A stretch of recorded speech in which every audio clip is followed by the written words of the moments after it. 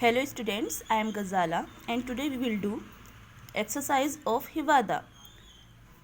Students, these things you have only speak. सिर्फ आपको ये बोलनी है. Say aloud. ज़ोर से बोलिए. Squirrel, quarrel, queen, quick, quill, quilt, quiet, quality. ये वर्ड्स आपको सिर्फ प्रोनाउंस करने हैं loudly. After it, number 1, use words beginning with H sound like hat, house, hen, hide, horse, heart, hand, etc. Make a pair of words, one of describing word and one a naming word. अब आपको क्या करना है, pairs बनाने हैं, जोड़े बनाने हैं, जिसमें पहला वर्ड क्या हो आपका डिस्क्राइबिंग यानी एडजेक्टिव हो और दूसरा आपका नाउन हो. लाइक हैप्पी हिवादा. अब इसमें हैप्पी जो है आपका डिस्क्राइबिंग है और हिवादा आपका नाउन है. तो इसमें ये दिखाया गया है कि हिवादा क्या है, खुश मिजाज. हैप्पी हिवादा, खुश हिवादा. हंग्री हिपोथॉमस. जो हिपोथॉमस है उसके बारे में बताया गया है, वो हंग्री है, भूखा है. फिर है हाई हॉर्स. हाई हॉर्स यानी लंबा घोड़ा, ऊंचा घोड़ा. हैवी हैंड, भारी हाथ. Now you see, have you seen a hippopotamus in a hat, a hen in a beehive, a helicopter with hair, a horse drink honey. तो वो आपसे पूछ रहा है कि आपने किसी हिप्पोथोमस को हैट पहने हुए देखा है, या किसी हैन को आपने मधुमक्खी के छत्ते पे देखा है, या किसी हेलीकॉप्टर पे आपने बाल देखे हैं, या किसी हॉर्स को आपने हनी पीते हुए देखा है. Now see, let's share. Make a story of the poem and share it with your friends. You can change Hivada's name and give the name of your classmate. Start the story which other children can continue. Like this, you could begin like this. आप इस तरह से शुरू कर सकते हैं. Once upon a time, there was a boy called. अब यहाँ पे आपको एक स्टोरी बनानी है जिसमें आपने हिवादा का नाम हटाना है, या अपने किसी फ्रेंड का या क्लासमेट का नाम आप उसमें लिख सकते हैं. और ये आपको ग्रुप में करना है ये वर्क. तो आप इस तरीके से स्टार्ट करेंगे. Once upon a time there was a boy called. तो आप ये स्टोरी को कंप्लीट कर सकते हैं 4-5 लाइन्स लिख के, but in your rough. Otherwise you can use your book. Don't do this work in your notebook. Now see it. Let's write. अब आपको क्या करना है, as you can see there is a picture. एक picture है. This is a park where children talk to different animals and birds. तो ये एक पार्क है जहाँ पे जो बच्चे हैं वो क्या करते हैं, बातें करते हैं डिफरेंट एनिमल्स, अलग अलग तरह के एनिमल्स से, एंड बर्ड्स, पक्षियों से. Write 4 sentences about the picture. इस पिक्चर के बारे में आपको 4 सेंटेंसेज लिखने हैं. Use capital letters where required. जहाँ पे आपको रिक्वायर्ड हो, ज़रूरत हो, तो आप क्या करेंगे, कैपिटल लेटर का यूज़ करेंगे. जैसे आपको पता है कोई भी सेंटेंस आप जब शुरू करते हैं तो उसका फर्स्ट लेटर जो होता है हमेशा कैपिटल होता है, और किसी का प्रॉपर नाउन यानी किसी का जो स्पेशल नेम होता है उसके लिए भी हम कैपिटल लेटर का यूज़ करते हैं. Complete sentences and punctuation. आपको क्या करना है, सेंटेंस को कंप्लीट करना है और उसको पंक्चुएशन करना है. मतलब उसको बिल्कुल in a proper way, in a order way you have to write about 4 sentences. Space is also provided there and you can fill the colors also. These pictures, after sentences writing, you can fill the color also. As you can see, now color the pictures. अब जो ये pictures दी आपको है, picture दी हुई है, इनको आप क्या कर सकते हैं, कलर भी कर सकते हैं. आप इनको कलर करना है आपने. Where the following live. ये कहाँ रहते हैं. Birds live in nest. Rabbits live in burrow. Beavers live in lodges. Now see, third, describe Hivada, his home and friends in 10 lines.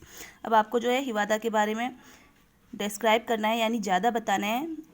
His home, उसके घर के बारे में, एंड हिज फ्रेंड्स, और उसके दोस्तों के बारे में, इन 10 लाइन्स, 10 लाइन में.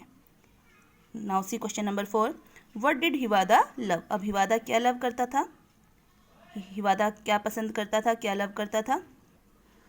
Match A with B and write the complete sentences below. अब आपको ए और बी को क्या करना है, मैच करना है।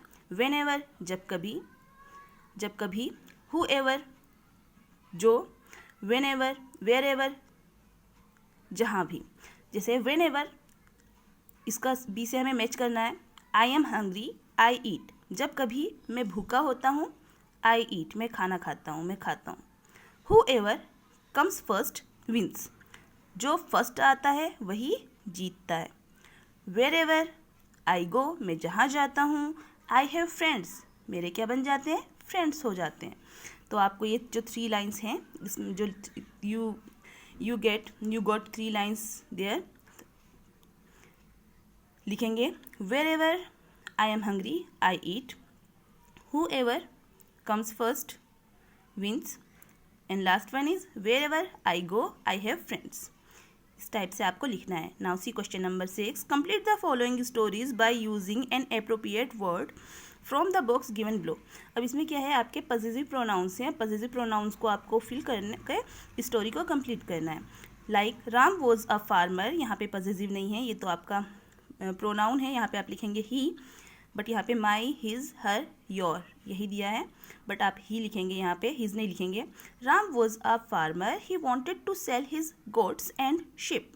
अब आप देखेंगे गोट्स के लिए तो गोट प्लूरल बनाया है, गोट्स लिखा है इन्होंने, बट शीप लिखा है इन्होंने। शीप्स क्यों नहीं लिखा है, क्योंकि शीप जो होता है आपका, शीप भेड़, ये चाहे सिंगुलर हो या प्लूरल हो, इसके लिए शीप का ही हम यूज़ करते हैं। इसे हम शीप्स नहीं बोलेंगे, इसे हम शीप बोलेंगे, चाहे ये सिंगुलर हो या प्लूरल हो। So he went to the market, there he sold all his animals to a rich man and got a lot of money.